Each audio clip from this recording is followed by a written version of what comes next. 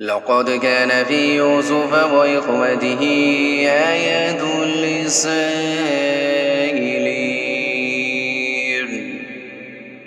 إذ قالوا ليوسف وأخوه أحب إلى أبينا منا ونحن عصبة إن أبانا لفي ضلال مبين اقتلوا يوسف أو اطرحوه أرضا يخل لكم وجه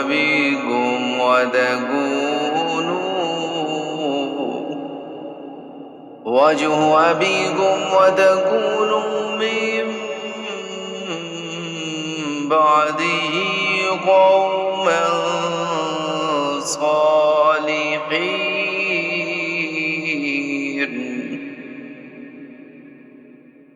قال قائل منهم لا تقتلوا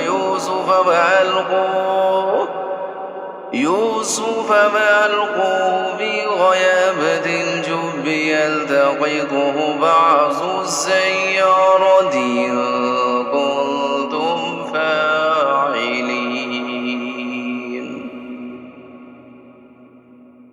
قالوا يا أبانا ما لك لا تأمنا على يوسف وإنا له لناصحون أرسله معنا غدا يرتع ويلعب وإنا له لحافظون.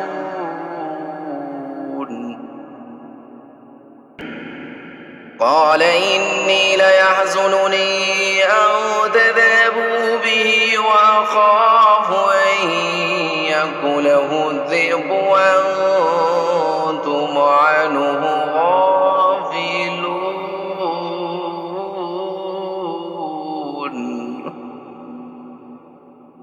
قالوا لئن أكله الذئب ونحن عصبة إنا إذا لخاسرون. فلما ذهبوا به وأجمعوا أن يجعلوه في غيابة الجب وأوحينا إليه لتنبئنهم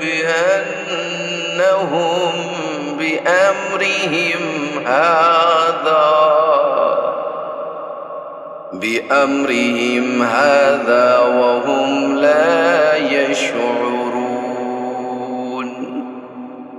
وجاءوا أباهم عشاء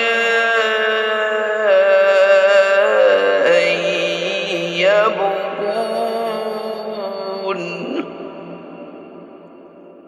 قالوا يا أبانا إنا ذهبنا نستبق وتركنا يوسف عند متاعنا فأكله الذئب وما أنت بمؤمن لنا ولو كنا صادقين.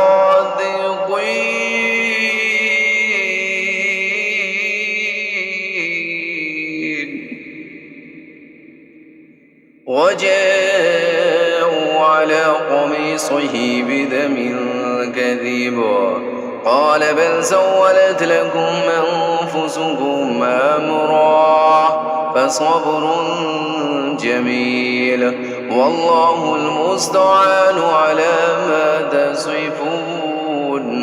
وجاء سيارة فأرسلوا واردهم فأدلى دلوه قال يا بشرى هذا غلام وأسروه بضاعة والله عليم بما يعملون.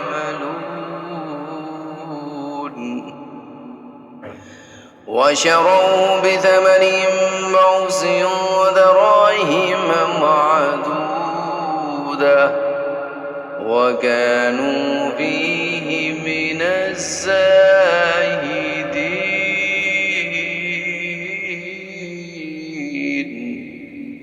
صدق الله العظيم.